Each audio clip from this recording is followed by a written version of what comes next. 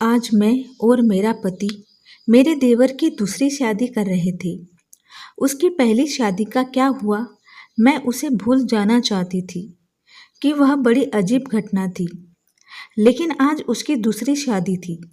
मुझे यकीन था कि वह मेरे देवर का ख्याल रखेगी। मेरा देवर बहुत बड़ा अधिकारी था और देखने में बहुत ही हैंडसम और स्मार्ट था। मेरे हस्बैंड का इकलौता भाई था। सभी उसे बहुत प्यार करते थे, इसलिए किसी को भी यह बात अजीब नहीं लगती थी। मुझे अजीब इसलिए लगती थी कि मैं उसकी भाभी थी। उसकी शादी इतनी जल्दी हो रही थी और मेरा दिल जोर से धड़क रहा था। रात जैसे जैसे नज़दीक आ रही थी, मेरा दिल उतना ही तेजी से धड़क रहा था और मैं चिंतित हो रही थी। मेरी रूही बेटी को भी इस बात का पता था। वह भी इस बात की चिंता में डूबी हुई थी और बोली, माँ, अगर आज भी ऐसा हुआ तो फिर हम क्या करेंगे? मैंने कहा, अपने मुंह से कुछ अच्छा अच्छा शब्द निकालो। मैं पहले से ही चिंतित हूँ। सभी मेहमान आ चुके थे, लेकिन शादी में सभी रिश्तेदार बहुत खुशी के साथ आए थे। इसलिए लोग पहली शादी के बारे में ज़्यादा कुछ नहीं जानते थे और यह भी नहीं जानते थे कि ऐसा क्या हुआ कि उन्हें फिर से शादी करनी पड़ी। मेरा देवर इस शादी से बहुत खुश था।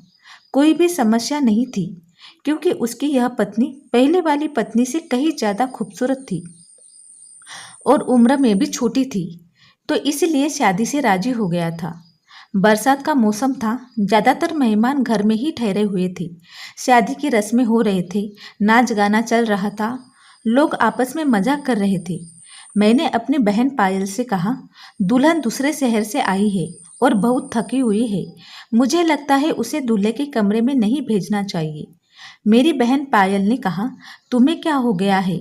उनकी अभी अभी शादी हुई है और तुम हो कि उनकी रात खराब करना चाहती हो।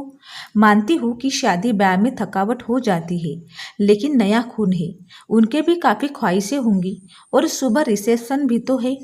मैं बोली, थक जाएगी बेचारी। पायल बहन ने कहा कि आजकल कोई भी इतना नहीं थकता। लड़कियों को अपनी शादी करने का बहुत शौक होता है। उसे अपने देवर के कमरे में भेज दो। अब रात के 2 बज गए थे। सुबह उठकर तैयार भी होना है। मुझे नहीं पता था कि तुम इतना टाइम क्यों लगा रही हो। सभी रस्में हो चुकी है। हर कोई नाच गा कर थक गया थे। बेचारी दुल्हन भी कमरे में जाना चाहती है। मेरी पायल पायल बहन ने तो वैसे भी बाल की खाल निकालने में माहिर थी। मेरी बहन सबसे बड़ी थी, इसलिए सोचा इनसे सलाह मशवरा कर लूं। लेकिन उसने तो मुझे ही बातें सुना दी और फिर उसने खुद ही कहा कि अब दुल्हन कमरे में जाएगी। दुल्हन को कमरे में ले जाया गया। बाकी सब कमरे से निकल गए। मैं थोड़ी देर दुल्हन के पास बैठ गई। मैंने कहा, तुम अपने परिवार में सबसे छोटी हो। तुम बहुत ही समझदार लड़की हो, इसलिए मैं तुम्हें पसंद कर लाई हूँ। देखो देवरानी, जब शादी होती है तो कुछ चीज़ें ऐसी होती है जो हमें पसंद नहीं आती। लेकिन मेरी बच्ची, तुम थोड़ा सब्र जरूर करना। उसने कहा कि मुझे समझ नहीं आ रहा आप क्या कह रही है। मैंने कहा, अगर मेरा देवर कुछ उल्टे सीधे बात करता है तो उसकी बातों पर ध्यान मत देना। कमरे की बात कमरे तक ही रखना। सुबह मुझे बता देना। मैं तुम्हारी प्रॉब्लम को सुलझाने की पूरी कोशिश करूंगी। मेरी बात सुनकर थोड़ी देर घबरा गई। मैं किस विषय पर बात कर रही हूँ वह थोड़ा घबराई हुई थी। लेकिन उसने कहा, ठीक है, मैं पूरी कोशिश करूंगी। इस घर की इज्जत मेरी भी इज्जत है। मैं दुल्हन का हाथ थपथपा कर बाहर आ गई। सब अपने अपने बिस्तर पर सोने के लिए चले गए थे। घर में बहुत सन्नाटा था, लेकिन सब बहुत थके हुए थे, इसलिए सब सो चुके थे। दुल्हन की रातें वैसे भी बहुत शांत होती है, लेकिन मैं सो नहीं पा रही थी। थोड़ी देर बाद आखिरकार मैं सोने चली गई, लेकिन मेरी आंखों से नींद गायब थी और मेरी आंखें बार बार घड़ी की देखी जा रही थी। काश सुबह जल्दी होती तो मेरी सारी चिंताएं खत्म हो जाती। लेकिन जैसे ही 2 बजे मैंने एक जोरदार चीख सुनी और उसके बाद ही मुझे पता चला कि अब क्या होने वाला है। उसके बाद बार बार चीख शुरू हो गई। किसी लड़की की चीख की आवाज़ थी और वह लड़की मेरी देवरानी थी। मैं अच्छी तरह जानती थी सभी मेहमान भी धीरे धीरे उठने लगे थे। अचानक मेरे देवर के कमरे का दरवाजा खुला और मेरी देवरानी पागलों की तरह चीखती हुई बाहर भागी। उसे तो पता ही नहीं चला कि उसके पास दुपट्टा है भी या नहीं। बिना कपड़ों में बाहर भागती हुई आई थी। वह घर से भागकर जाना चाहती थी। कुछ औरतों ने उसे पकड़ लिया और कहा कि दुल्हन क्या हो गया है। सब उसको संभालने लगी, लेकिन वह बेहोश हो गई थी। जब कोई बेहोश होता है तो उसे पानी के छींटे वगैरह मारे जाते हैं, लेकिन मेरी देवरानी तो पानी के छींटों मारने से पर भी होश में नहीं आ रही थी। उसका पूरा शरीर ठंडा पड़ गया था। उसे जल्दी अस्पताल ले जाया गया। मैं उसे अस्पताल ले जाना नहीं चाहती थी, क्योंकि फिर से वही तमाशा बन जाता, लेकिन और कोई चारा भी नहीं था। बेचारी लड़की किसी भी तरह होश में नहीं आ रही थी। उसके माँ बाप को भी हम लोगों ने बुला लिया। उन्होंने भी एक दूसरे के कानों में बातें करनी शुरू कर दी। पता नहीं हमारी बेटी को क्या हो गया है, पता नहीं उसके साथ क्या घटना घटी। वह सब लोग मुझे अजीब से नज़रों से घूर रहे थे। सवाल ही सवाल हर तरफ थी और मैं बेचारी परेशान होकर हॉस्पिटल में घूम रही थी। मैंने घर आकर अपने देवर से पूछना चाहा कि अब उसने क्या किया है। वह तो अपने कमरे पर था ही नहीं। उसका फ़ोन बंद था। कमरे की हालत बिल्कुल नॉर्मल थी और कोई भी ऐसी हरकत नहीं लग रही थी। कोई चीज़ फूटी टूटी नहीं थी। उसने अपनी पत्नी पर हाथ उठाया हो। लोगों के सवालों से बचने के लिए शायद मेरा देवर शुभम कहीं चला गया था। फिलहाल तो मुझे देवरानी की फिक्र थी। मैं अस्पताल से वापस आ गई तो 2-3 घंटे में अस्पताल वालों ने मेरी देवरानी को छुट्टी दे दी। मेरी देवरानी हमारे घर नहीं आना चाहती थी। बहुत ज़्यादा घबराई हुई थी, लेकिन उसकी माँ ने उसे समझाया कि तुम्हारी ससुराल ही चलते हैं, नहीं तो लोगों को क्या जवाब देंगे। लोग तरह तरह की बातें बनाएंगे। मैंने भी अपनी देवरानी को समझाया कि देवरानी, सुबह मुंह दिखाई की रस्म पूरी हो जाए फिर अपनी माँ के साथ घर चले जाना। मैं तुम्हें नहीं रोकूंगी। मेरी बात सुनकर मेरी देवरानी गुस्से में आ गई और बोली, भाड़ में गई आपकी रस्म। मैं आपके घर में एक पल भी नहीं रह पाऊंगी।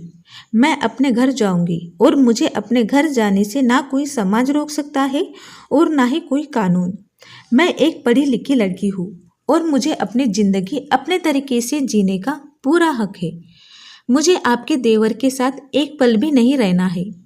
मेरी देवरानी ने अपना फैसला सुना दिया था। मैं चुपचाप आंखों में आंसू लिए उसे एकटक से देखे जा रही थी। यह तो पहले भी हो चुका था, जब शुभम की पहली शादी हुई थी।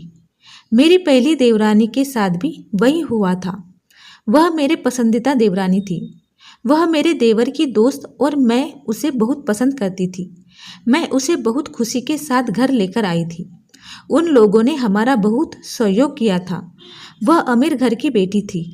वह बहुत ही अच्छी लड़की थी। मुझे भी उसका घर आना बहुत ही अच्छा लगता था। कुछ दिनों में मैं महसूस किया कि जैसे वह शुभम को पसंद करने लगी है और शायद इसलिए रिश्ता भी भेजा गया था। लेकिन शादी के बाद उसके साथ भी ऐसा ही हुआ। शादी की पहली रात चिल्लाती कमरे से बाहर भागी और उसके बाद मेरे देवर की शक्ल देखने से भी मना कर दिया था। सबने उसे बहुत समझाया कि शुभम अपनी ज़िंदगी के बारे में तो सोचो, लेकिन उसने कहा कि मेरी ज़िंदगी तो बर्बाद हो गई है और अब इस लड़की को भी समझाया जा रहा था। लेकिन वह भी कह रही थी, मुझे नहीं रहना तो बस नहीं रहना, आपके देवर के साथ एक पल भी नहीं रहना। मेरा देवर भी कोई जवाब नहीं दे रहा था। पता नहीं कहाँ चला गया था। लड़की का माँ बाप बार बार कह रहा था कि उस बेहुदा लड़के को बुलाओ। हम उससे पूछे कि उसने हमारी बेटी के साथ ऐसा क्या किया है। हम आपके देवर को नहीं छोड़ेंगे। उसने हमारी बेटी की जिंदगी बर्बाद कर दी। शुभम घर आ चुका था। सब उस पर सवालों की बौछार कर रहे थे, लेकिन उसने चुप्पी साध ली थी। कुछ भी नहीं बोल रहा था। थक हार कर सब खामोश हो गए। लड़की के माँ बाप भी शुभम को बहुत बुरा बुला कहा और धमका कर चले गए। अपनी बेटी को भी साथ ले गए। अच्छा खासा तमाशा हो गया था। सब मेहमानों के सामने नाक कट गई थी। लड़की के माँ बाप ने हमारी बेइज्जती करने में कोई कसर नहीं छोड़ी थी। लेकिन शुभम अपने मुंह से एक शब्द भी नहीं बोल पा रहा था। मेरे ससुर जी तो इस दुनिया से पहले ही जा चुके थे। सारी बेइज्जती मुझे और मेरे पति को अकेले ही सहनी पड़ी थी। घर में जमा लोगों ने हमें अच्छी खासी बातें सुनाना चालू कर दी थी। लड़की के माँ बाप तो काबू में नहीं आ रहे थे, मुझे भला बुरा कह रहे थे। लेकिन उसने उस बेचारी की क्या गलती थी? आखिर उसकी बेटी की जिंदगी तबाह हो गई थी। आज मैं खुद को बहुत अकेला महसूस कर रही थी, क्योंकि मेरी सास भी इस दुनिया में नहीं थी। काश कि वह दोनों हमारे साथ होते तो इतनी जल्दी हम हिम्मत ना हारते। लोगों के ताने को मैं अकेले ही सुनती रही। शुभम मेरा छोटा देवर था और मेरी भी एक बेटी थी जो कॉलेज में पढ़ती थी और शुभम एक सरकारी जॉब करता था। सब लोग आपस में कानाफूसी कर रहे थे। शुभम को लेकर तरह तरह की कहानियां बनाई जा रही थी। कोई कह रहा था पता नहीं शायद शुभम पागल है, तो कोई कह रहा था लगता है शुभम दिमागी मरीज है, तो कोई कोई कह रहा था पता नहीं उसने नई दुल्हन के साथ ऐसा क्या किया कि इतना ज़्यादा डर गई है। जितने मुंह उतनी बातें, लेकिन मेरे पास इन सब का कोई जवाब नहीं था। सब लोगों को असली वजह पता ना हो तो वह खुद ही नई नई कहानियां बना लेते हैं और खुद की बनाई हुई कहानी को वह लोग सच मानने लगते हैं। यह सबसे ज़्यादा खतरनाक होता है। लेकिन समस्या तो यह थी कि सच मुझे भी नहीं पता था। ऐसा क्या किया था कि सुहाग रात को ही मेरे देवर ने के कमरे से देवरानी चीखती हुई भागती थी। उस लड़की ने भी तो मुझे कुछ नहीं बताया था। मैं खुद ही अपने मन से सोचा हो सकता है कि अपने माँ बाप को कुछ बताया हो। सब जानने के लिए मैंने उनके घर पर फ़ोन कर दिया। भले ही हमसे गलती हुई है, वह लोग हमसे रिश्ता खत्म कर गए थे, लेकिन इंसानियत के नाते ही मैंने उनका हालचाल लेने के लिए फ़ोन किया। फ़ोन लड़की की माँ ने उठाया था। मैंने पूछा अब कैसी तबीयत है आपकी बेटी की? मेरी आवाज़ सुनते ही वह भड़क गई और बोली मेरी बेटी अभी तक ठीक नहीं हुई है। खबरदार जो आप आगे से आपने फ़ोन किया तो। आज यह सब सुनकर मैं बहुत ज़्यादा परेशान हो गई थी। मेरी पहली देवरानी के साथ भी ऐसा ही हुआ था। मेरी बहन ने बताया था कि वह कम से कम 6 महीने तक बीमार रही थी। आखिर क्या प्रॉब्लम थी मेरे देवर को? मुझे कुछ भी समझ नहीं आ रहा था। क्या कमी थी कि उनकी पत्नी उसे डरकर भाग जाती है? शुभम की बात करूं तो शुभम बहुत ही सीधा साधा लड़का था। जब मैं अपने ससुराल आई तो वह काफ़ी छोटा था, बचपन से ही कम बोलने वाला था, लेकिन उसके अंदर कोई भी ऐसी हरकत नहीं थी। वह बिल्कुल नॉर्मल था। सुबह को मैं अपने बेटे जैसा मानती थी, क्योंकि मेरी एक ही बेटी थी। मैंने अपने देवर को बहुत लाड प्यार से पाला था। इतना लाड प्यार देने से भी वह नहीं बिगड़ा था। हाँ, उसे अपनी सुंदरता पर घमंड जरूर था। वह कहता था मेरी खूबसूरती और मेरा स्मार्टनेस के आगे सब पानी फेरते हैं। उसको नए कपड़े पहनने का बहुत शौक था। अच्छे अच्छे ब्रांडेड कपड़े पहनता था। पढ़ाई में भी सबसे ऊपर था। नौकरी टाइम से मिल गई थी। अपनी भतीजी के लिए एक जिम्मेदार चाचू था। अपने भतीजी रूही को कॉलेज लेकर जाता और वापस लेकर आता। घर में खर्च के लिए भी पैसे देता था। कभी मुझसे ऊंची आवाज़ में बात नहीं किया। उसके दोस्त भी कोई ऐसे नहीं थे जो मैं कहती कि गलत संगत में पड़ गया है। कोई नशा भी नहीं करता था। बस उसके कुछ गिने चुने ही दोस्त थे। एक सबसे अच्छा दोस्त था जो दिल्ली में रहता था। कभी कभी उसे फ़ोन पर बात हो जाती थी। मुझे भी अपने दोस्तों से बात करवा देता था।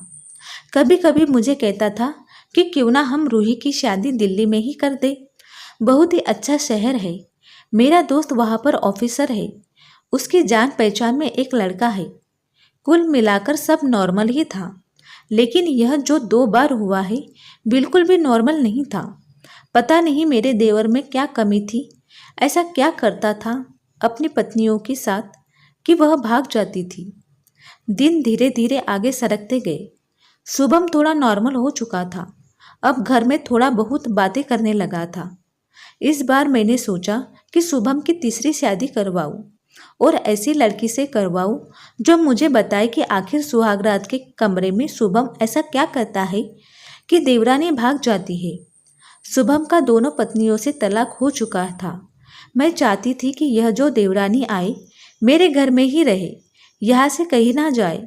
मैं किसी की जिंदगी बर्बाद नहीं करना चाहती थी, क्योंकि मैं भी एक बेटी की माँ थी और मैं यह अच्छी तरह से जानती थी कि तलाक का धब्बा एक लड़की के लिए कितनी बड़ी बदनामी होती है। बहुत सोच विचार के बाद मैं इस नतीजे पर पहुंची कि मैं शुभम की शादी एक शादीशुदा और विधवा से कराऊंगी, जिसकी पहले से शादी हो चुकी हो और वह तलाक हो या फिर विधवा हो। और जल्दी मुझे ऐसी एक लड़की मिल गई। लड़की वालों को ही शादी की जल्दी थी, इसलिए उन्होंने भी ज़्यादा छानबीन नहीं की। लड़की बहुत ज़्यादा सुंदर नहीं थी, बस ठीक ठाक थी। दुबली पतली और सामान्य से नाक नक्शे वाली लड़की थी। मैंने लड़की वालों को बताया कि मेरे देवर की शादी हो चुकी है और मेरे देवर की पत्नी कुछ समय पहले रही, फिर वह छोड़कर चली गई थी। थोड़ा बहुत झूठ बोलना पड़ा, क्योंकि सच बताने की स्थिति में मैं बिल्कुल नहीं थी। लड़की वाले शादी के लिए राजी हो गए थे। मैंने शुभम को लड़की की फ़ोटो दिखाई तो उसने शादी से साफ मना कर दिया। मुझे शादी नहीं करनी है।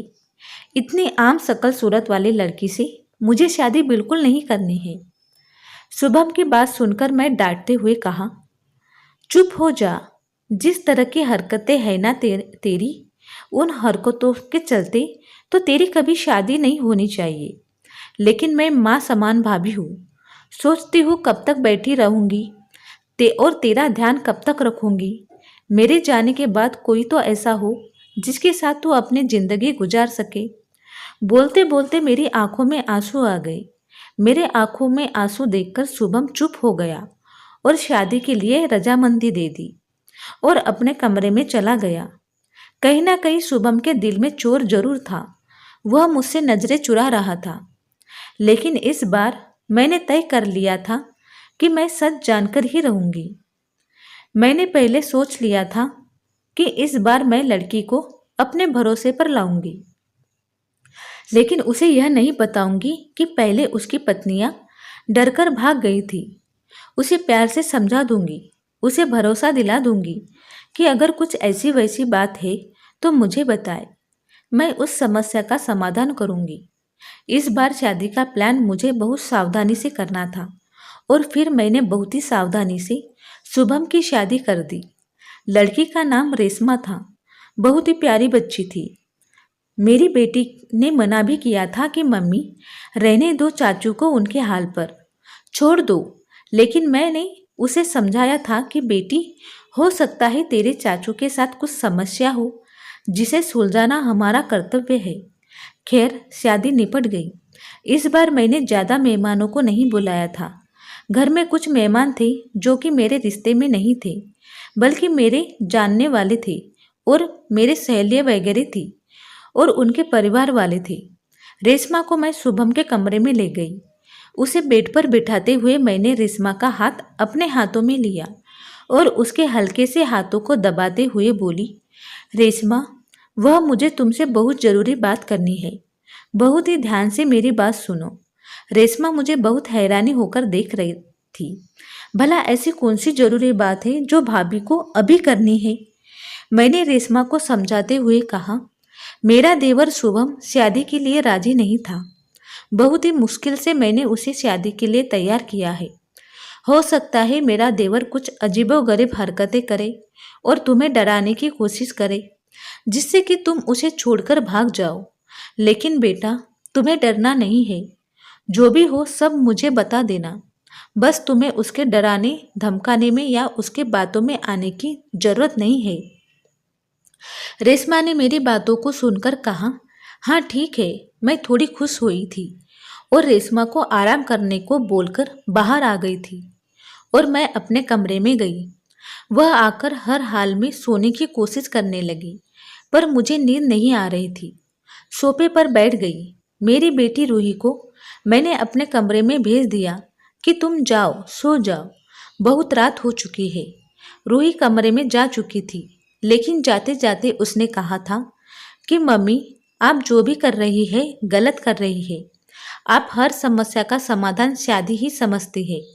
आपको किसी की बेटी की जिंदगी बर्बाद नहीं करना चाहिए। रूही जा चुकी थी।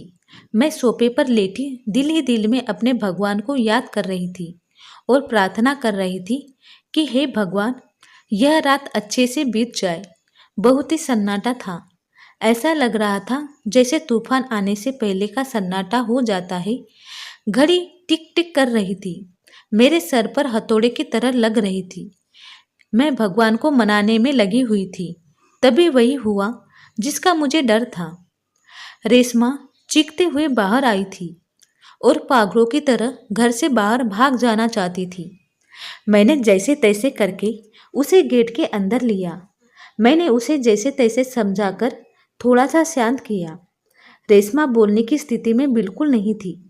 वह जब थोड़ा शांत हुई तो बदहवास में बोली कि आपको अपने देवर का पहले मेडिकल जांच करा लेना चाहिए थी। अगर आप ऐसा कर लेती तो आपको और मुझे यह दिन देखना नहीं पड़ता। रेशमा बहुत ही समझदार थी। उसके पास तो दूसरा कोई ऑप्शन भी नहीं था। वह तो हर हाल में शादी को निभाना चाहती थी, लेकिन रेशमा ने शादी को नहीं निभाया और वह शुभम को छोड़कर चली गई। दूसरे दिन रेशमा के घर से फोन आया कि अपने देवर से कहकर हमारी बेटी को तलाक दिलवा दो, नहीं तो हम यह काम अदालत से भी कर सकते हैं। मैं सदमे की हालत में फोन पकड़ के सोफे पर बैठ गई। यानी कि अब शुभम को कोई भी मजबूरी में भी अपनाने के लिए तैयार नहीं था। पहले जो भी देवरानी यहाँ लाई थी वह अमीर घराने की सुंदर और पढ़ी लिखी थी, लेकिन रेशमा की दूसरी शादी थी, गरीब घराने की थी और ज़्यादा सुंदर भी नहीं थी। रेशमा को मैंने पहले ही सब कुछ समझा दिया था, तभी भी इतना ज़्यादा शोर मचाया था। आखिर ऐसी क्या कमी थी मेरे देवर के अंदर? हम जो जेवरात दुल्हन को देते थे, दुल्हन के घर वाले शादी के दूसरे ही दिन वापस कर देते थे। मैं तो दहेज भी नहीं लेती थी, फिर भी ऐसा क्या था? खूबसूरत और पढ़े लिखे अमीर लड़के को देखकर भी लड़की भाग जाती थी। मेरा दिल दिमाग सोच सोचकर फूटा जा रहा था। कैसे पता लगाए कि आखिर बात क्या है? शुभम भी अपने मुंह से कुछ भी नहीं कहने को तैयार था। जब भी इस बारे में कुछ बात करने की कोशिश करती, वह उठकर बाहर चला जाता था। मुझे बात करने का मौका नहीं देता। अब मैं हर टाइम शुभम पर नज़र रखने लगी थी, उसके एक एक हरकत पर ध्यान देती। शायद कुछ तो ऐसा सबूत मिले जिससे मैं सुराग तक पहुंच सकूं, लेकिन उसके हाव भाव से कभी ऐसा लगा ही नहीं। उसमें सब कुछ नॉर्मल ही था, एकदम नॉर्मल लड़कों की तरह था, जैसे और लड़के होते हैं। मुझे कोई रास्ता दिखाई नहीं दे रहा था। एक दिन मैं तंग आकर शुभम के दोस्त प्रतीक को फ़ोन लगाया। मैंने उससे पूछा, तुम शुभम के इकलौते ऐसे दोस्त हो जो शुभम के बारे में सब कुछ जानते हो? प्रतीक ने बताया कि आंटी, शुभम अपने दिल की बात मुझसे नहीं कभी शेयर नहीं करता है। अपनी शादी के बारे में भी कुछ भी नहीं बताता है। वह तो मैं आपके मुंह से सुन रहा हूँ कि उसकी 3 शादी हो चुकी है और किसी के साथ अच्छे से कभी नहीं निभाया है। लेकिन प्रतीक की बात सुनकर मैं हैरान रह गई कि उसने अपने दोस्त को अपने बारे में कुछ भी नहीं बताया था, और यही बात मुझे बहुत अजीब लगी थी। प्रदीप उसका बचपन का दोस्त है, वह बात नहीं बताया होगा। वह शर्मिंदा होना नहीं चाहता था। शादी की रात को ही उसकी पत्नियां भाग जाना, वह भी 3 पत्नियों को भाग जाना, बड़ी अजीब समस्या थी। धीरे धीरे 10 महीने बीत गए। घर में सब कुछ नॉर्मल चल रहा था, लेकिन शुभम को लेकर मैं बहुत ज़्यादा परेशान थी। मैंने एक बार फिर शुभम की शादी के लिए सोचा, और इस बार मैंने ध्यान दिया कि सच्चाई चाहे कुछ भी हो, मैं जानकर रहूंगी। इस बार मैंने लड़की को सब कुछ बता दिया, कुछ भी नहीं छुपाया। और लड़की भी किसी ऐसे घर से थी जिसे शादी की सबसे ज़्यादा ज़रूरत थी, क्योंकि यह लोग बहुत गरीब थे। और उसके घर में उसके 2 छोटी बहनें भी थीं। माँ बाप एक ट्रेन एक्सीडेंट में मर चुके थे। मैंने कहा, तुम्हारी दोनों बहनों की पढ़ाई की जिम्मेदारी मेरे ऊपर है और शादी में तुम लोगों को कुछ भी खर्चा नहीं करना पड़ेगा। लड़की को तो मैंने राजी कर लिया था, लेकिन लड़की को मैंने सारी बात बता दी थी। लड़की थोड़ी घबराई हुई थी क्योंकि मैंने शादी से पहले ही सारी बातें लड़की को समझा दी थी। पहले तो बहुत ज़्यादा डर गई थी, फिर खुद को संभालते हुए बोली कि कुछ भी हो, मैं शादी के लिए तैयार हूँ। अगर मेरे थोड़े से त्याग से मेरी बहनों की जिंदगी बनती है तो उसमें बुराई क्या है। जो कुछ भी होगा उसे मैं सहन कर लूँगी। और वैसे भी सारे समझौते तो औरतों को ही करने पड़ते हैं। लड़की, जिसका नाम नेहा था, भले ही गरीब घर की थी, लेकिन बहुत संस्कारी और समझदार लड़की थी। दिल ही दिल में मैं काफ़ी खुश हो रही थी। अगर नेहा मेरी देवरानी बनती है और मेरे घर में टिकी रहती है तो यह मेरे लिए बहुत ही बड़ी सौभाग्य की बात होगी। संस्कारी होने के साथ साथ नेहा बहुत समझदार थी। इस बार शादी मंदिर में हुई थी। सब कुछ ठीक था और हैरानी की बात तो यह थी कि रात बीत चुकी थी और सुबह हो चुकी थी। सुबह होते ही मैंने कमरे का दरवाज़ा खटखटाया, लेकिन किसी ने भी दरवाज़ा नहीं खोला। मैं बहुत परेशान थी, कोई दरवाज़ा नहीं खुल रहा था। थोड़ी देर बाद कमरे की दूसरी चाबी लेकर आई और मैंने दरवाज़ा खोला और कमरे के अंदर का सीन देखकर मेरी चीख निकल गई। मेरी देवरानी बेहोश पड़ी थी। शुभम कमरे में कहीं भी नजर नहीं आ रहा था, शायद बाथरूम में था। मैंने जल्दी से डॉक्टर को बुलाया। डॉक्टर ने कहा कि वह सिर्फ डर की वजह से बेहोश हो गई है। इसके शरीर पर किसी भी तरह के कोई चोट के निशान नहीं थे। शुभम के चेहरे से भी चिंता साफ दिखाई दे रही थी। ऐसा लग रहा था जैसे वह भी बहुत ज़्यादा परेशान हो। अच्छे से चेक करने के बाद डॉक्टर दवाई देकर चले गए। डॉक्टर ने कहा था कि नेहा को जल्दी होश आ जाएगा। शुभम भी तैयार होकर अपने ऑफिस के लिए निकल गया था। मैं नेहा के पास बैठी रही।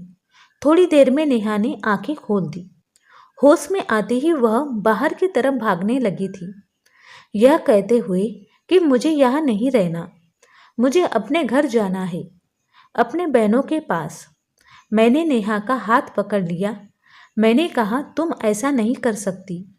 मैंने तो तुम्हें सारी सच्चाई बता दी थी और तुम मान भी गई थी। फिर अब तुम ऐसा क्यों कर रही हो? लेकिन नेहा मेरी कुछ भी बात समझने के लिए तैयार नहीं थी और ना ही सुनने के लिए। वह रोते हुए बोली, आंटी जी, मुझे माफ़ कर दो, मैं मजबूर हूँ। मैं यहाँ नहीं रह सकती। आप बेफिक्र रहे। मैं बाहर किसी को कुछ नहीं बताऊंगी, सब कुछ हैंडल कर लूँगी। बस आप मुझे इस घर में रहने को ना कहे और मुझे जाने दो। लेकिन नेहा, मुझे बताओ तो सही, आखिर ऐसा क्या हुआ था? मैं जानना चाहती हूँ। नेहा, तुमने मुझसे वादा किया था कि तुम शुभम की सच्चाई मुझे बताओगी। आंटी, मैं शुभम के बारे में कुछ भी नहीं बता सकती। अगर मैंने शुभम के बारे में कुछ भी बोला तो मुझे जान से मार देगा। मुझे अपनी जान की परवाह नहीं है, लेकिन मेरे बहनों को भी नहीं छोड़ेगा। प्लीज़ मुझे जाने दो। उसकी आंखों में बेबसी के भाव थे कि मैं उसे रोक ना सकी। नेहा चली गई थी। मैं इंतज़ार कर रही थी कि कुछ ही देर में नेहा का फ़ोन आया। आंटी, मुझे माफ़ करना, मैं आपको अपनी मजबूरी नहीं बता सकती। शुभम की तीनों पत्नियों ने तो दूसरे ही दिन तलाक की मांग कर दी थी, लेकिन समझ नहीं आ रहा था कि नेहा ने ऐसा कुछ भी क्यों नहीं किया था। इसका मतलब था कि नेहा अभी भी मेरे देवर की पत्नी थी। मैंने सोचा कि अब मैं शुभम का चेकअप करा कर ही रहूँगी। अपने वह होश हवास में तो शुभम ऐसा कुछ भी नहीं करने देगा। इसलिए एक दिन मैंने शुभम के खाने में नींद की दवाई मिला दी। शुभम की गहरी नींद में आते ही मैंने डॉक्टर को फ़ोन कर दिया। डॉक्टर ने शुभम के कुछ सैंपल लिए और यह बोलकर गए कि जैसे ही रिपोर्ट आती है मैं आपको बताता हूँ। डॉक्टर चले गए और मैं बेसब्री से शुभम के रिपोर्ट का इंतजार करने लगी। अगले दिन डॉक्टर का फ़ोन आया और उन्होंने कहा कि शुभम के सारे रिपोर्ट नॉर्मल आए हैं। यह सुनकर तो मेरे आश्चर्य की कोई सीमा ही नहीं थी। अगर शुभम नॉर्मल है तो शादी की पहली रात ही उसकी पत्नियां क्यों भाग जाती है? सोच सोचकर मेरा दिल दिमाग फटने लगा था। कुछ सोचकर मैंने नेहा के पास गई। नेहा मुझे देखते ही डर गई थी। वह हम लोगों के साथ ज़्यादा नहीं बैठी और अंदर के कमरे में चली गई। मैं भी उनके पीछे पीछे उसके कमरे में आ गई। मुझे देखते ही नेहा बोली, आंटी जी, मैंने आपको पहले भी कहा था कि मैं आपके घर में नहीं रह सकती, फिर आप मुझे लेने क्यों आए हैं? मैंने नेहा को बहुत प्यार से अपने पास बिठाया और उसके सामने हाथ जोड़ते हुए बोली, मेरी उम्मीद की आखिरी किरण अब तुम ही हो। तुम ही मुझे बता सकती हो कि आखिर मेरे देवर में क्या कमी है। एक मजबूर भाभी माँ तुमसे हाथ जोड़कर विनती करती है, प्लीज मुझे मना मत करना। मेरी आंखों में आंसू और मेरे जुड़े हुए हाथ लेकर नेहा ने मेरे हाथों को थाम लिया और बोली, आंटी जी, मैं मजबूर हूँ, प्लीज आप मुझे मेरे सामने हाथ मत जोड़े। जब नेहा किसी तरह की सच्चाई बताने के लिए राजी नहीं हुई तो फिर मैंने नेहा से कहा कि ठीक है, तुम अपने मुंह से कुछ मत बताओ और मैं खुद अपनी आंखों से देख लूँगी, लेकिन तुम मेरी मदद तो कर सकती हो ना। तुम आज रात के लिए मेरे देवर के कमरे में फिर से रुक जाओ, मैं सारी सच्चाई अपनी आंखों से देख लूँगी। पहले तो नेहा डरती रही, लेकिन मेरे बहुत समझाने पर कि मैं तुम्हारे साथ रहूँगी, तुम्हें कुछ नहीं होगा, वह मान गई थी। मैं नेहा को अपने घर ले आई। एक बार फिर से नेहा को दुल्हन बनाकर मैंने शुभम के कमरे में बिठा दिया था। शुभम को मैंने पहले से फ़ोन कर दिया था कि नेहा घर आ गई है, तुम भी ऑफिस से जल्दी आ जाना। आज मैं घर पर नहीं मिलूँगी, तुम्हारी पायल दीदी की तबीयत खराब है, मैं वहाँ जा रही हूँ और रात भर वहीं रहूँगी। मेरी बात सुनकर शुभम ने सिर्फ हाँ में सर हिला दिया और फ़ोन काट दिया था। मैं शुभम के कमरे में ही छुपी बैठ गई थी। मैं आज सब कुछ मैं अपनी आंखों से देख लेना चाहती थी। कुछ देर बाद दरवाज़ा खुला और अंदर कमरे में शुभम आया। उसने एक नज़र सजी सवरी बैठी नेहा पर डाली थी और बिना कुछ कहे बाथरूम में घुस गया था। नेहा डरी सहमी बैठी थी कि जैसे अभी उठकर भाग जाएगी। मैं भी सांस रोककर आने वाली घटनाओं के लिए मैं खुद को तैयार कर रही थी कि तभी अचानक से बाथरूम से किसी औरत के चीखने की आवाज़ आने लगी। आवाज़ सुनते ही नेहा बेड से उतरकर नीचे खड़ी हो गई थी। डर से थर-थर काँप रही थी। मैं हक्का बक्का एक तरफ खड़ी देख रही थी। मैं बेहोश होते होते बची थी। अंदर तो शुभम गया था, यह औरत की आवाज़ क्यों? तभी शुभम बाहर निकला और शुभम को देखते ही मैं दोबारा बेहोश होते होते बची। उसने अपना हुलिया एकदम से बदल दिया था। उसने औरतों जैसे कपड़े पहन रखे थे। बहुत बेहुदा सा लग रहा था और बहुत डरावना मेकअप कर रखा था। आंखों में जैसे खून उतरा हुआ था। आवाज़ भी लड़की की तरह ही निकाल रहा था। तुमसे मना किया था मेरी जिंदगी में दोबारा मत आना। तुमने मेरी बात नहीं मानी। अब तुम अपनी मौत की जिम्मेदार खुद होंगी। यह सब शुभम कह रहा था नेहा से। बहुत भयानक हंसता हुआ शुभम नेहा की तरफ बढ़ा। नेहा चीख मारते हुए मेरे पास आ गई थी। मैं भी बाहर आ गई थी और शुभम को रोकने की कोशिश कर रही थी। शुभम, क्या हो गया है तुम्हें? तुम होश में तो हो? शुभम ने मुझे जोर से धक्का दिया था। कौन शुभम? मैं दुर्गा हूँ। दुर्गा नाम है मेरा। मौका देखकर नेहा कमरे से भाग गई थी। इससे पहले शुभम फिर से मेरे पास आता, मैं भी कमरे से बाहर निकल गई और कमरे को बाहर से बंद कर दिया था। शुभम की भयानक हंसी मुझे बाहर तक सुनाई दे रही थी। मैंने डरी सहमी नेहा को अपने सीने से लगा लिया था। हालांकि मैं खुद भी बहुत ज़्यादा सदमे में थी। नेहा बोल रही थी, आंटी जी, मुझे नहीं मरना है। शुभम मुझे जिंदा नहीं छोड़ेगा। उसने कहा था अगर मैंने किसी को भी कुछ बताया तो मुझे मार डालेगा, साथ में मेरे बहनों को भी नहीं छोड़ेगा। मुझे और मेरे बहनों को बचा लो आंटी जी, कुछ नहीं होगा नेहा, शांत हो जाओ, मैं सब कुछ संभाल लूँगी। मेरा दिमाग थोड़ा काम करना शुरू किया तो सबसे पहले ख्याल मेरे दिल में यही आया कि शायद शुभम पर किसी भूत का साया है। रात बहुत हो चुकी थी। नेहा को मैंने अपने कमरे में ही सुला लिया था। सुबह उठते ही सबसे पहले मैंने अपनी फैमिली डॉक्टर को फ़ोन किया था। 8 बजे डॉक्टर हमारे घर पर थे। मैंने उन्हें सारी घटनाओं से अवगत कराया।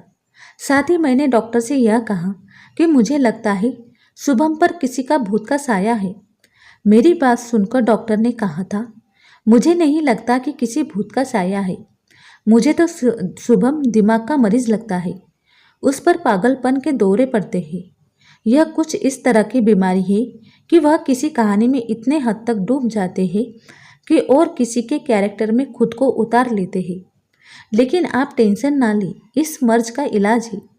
अपनों के प्यार से और कुछ दवाइयों के जरिए मरीज ठीक हो जाता है। थोड़ा टाइम लगता है, बस मरीज बिल्कुल पूरी तरह ठीक हो जाता है।